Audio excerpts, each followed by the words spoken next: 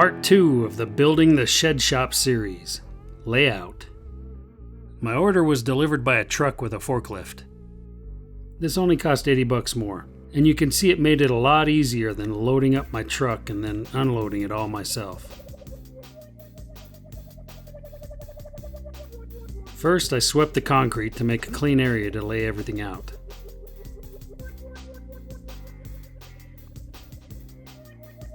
I used pressure-treated ground-touching rated wood for the base plates and regular lumber for the top plates.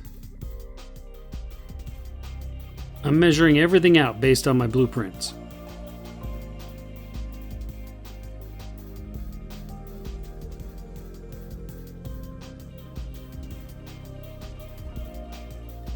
Here I'm cutting the garage and entrance doors out.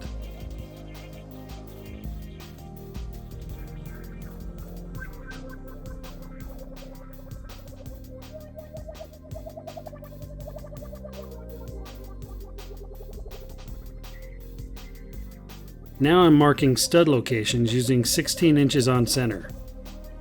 That means 16 inches from the center of each 2x4 stud. This comes in handy later with sheathing and insulation, drywall, and siding and stuff like that, since all that is made to the dimension that fits nicely on those 16-inch centers.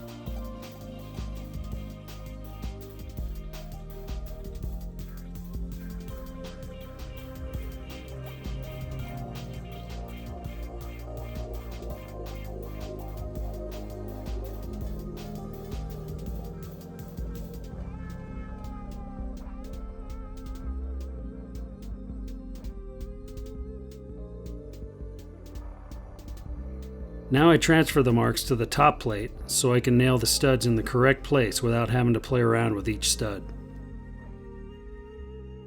I place a mark 3/4 of an inch before the 16-inch center and mark an X to the side of that to show where the stud will go. That way you can see the marks and you're not guessing as to where the center is. 3/4 of an inch because 2x4s are actually 1.5 inches on their side, not 2 inches.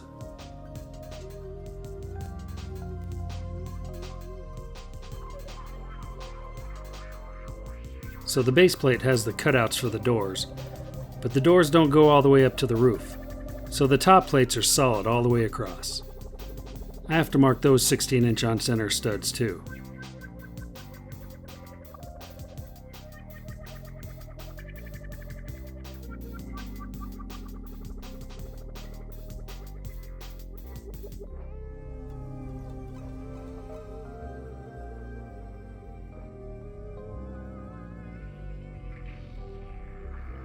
Now I'm drilling the mounting holes for the retaining bolts on the bottom plate. I hadn't really decided on what I was doing when the concrete was poured, so I didn't have any anchors wet placed into it. I'm going to have to drill and put anchors into the concrete through these holes. I made the holes at most 3 feet apart, and 6 inches from any corner or opening. Now a quick sweeping and it's time to drill the anchor holes in the concrete.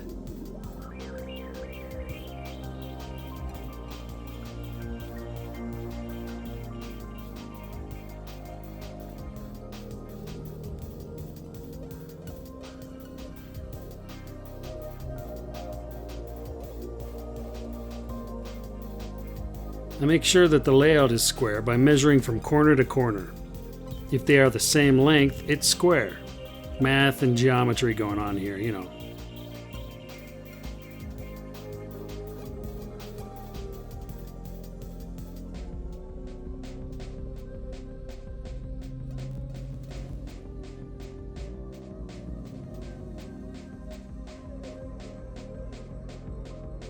Now I'm transferring the holes to the concrete.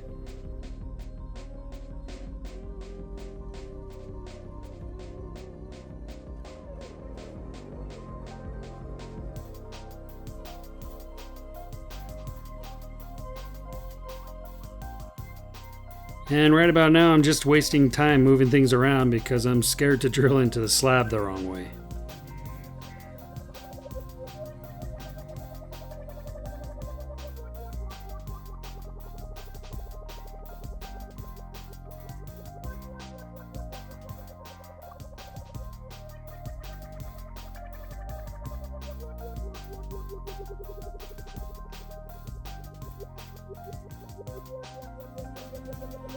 Alright, drill the freaking holes.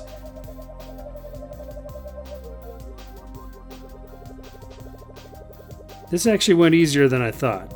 Nothing like having a big, heavy rotary hammer drill.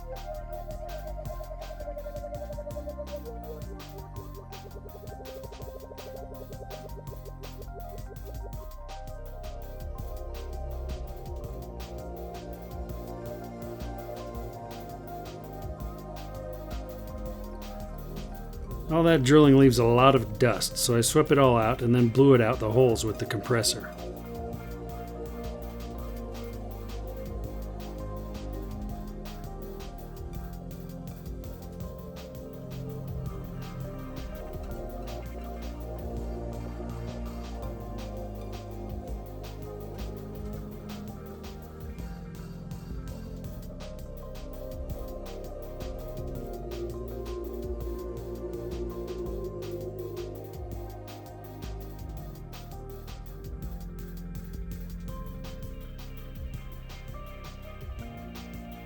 I used wedge anchors, but also used concrete adhesive too, just to make it as strong as possible.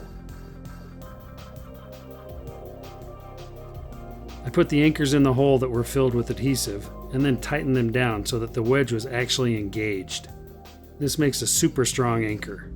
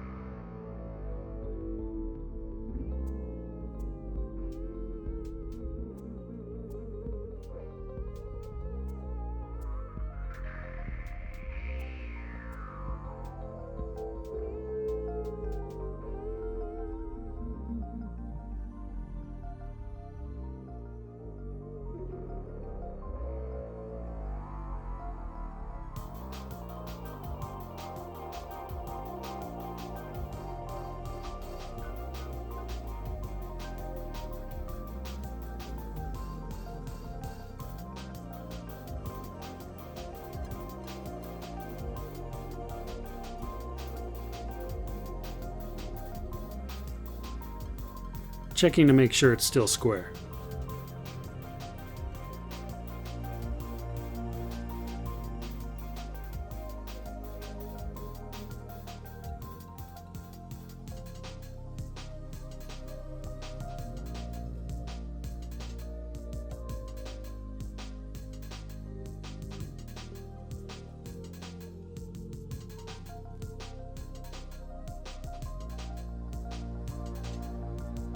After curing for the night, I came out on day 2 and took the nuts off the bolts and removed the base plate.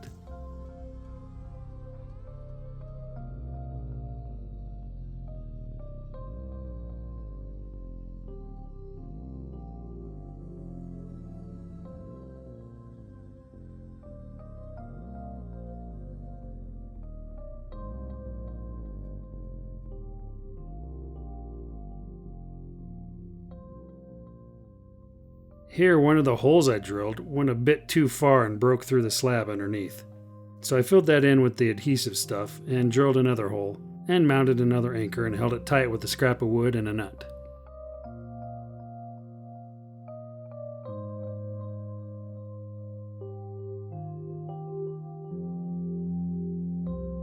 To make raising the walls easier, I enlarged the holes just a bit. That really helped when the walls were raised.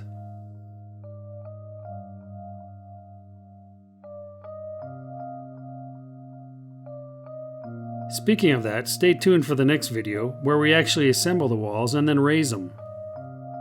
Thanks for watching all the way through. See you next time.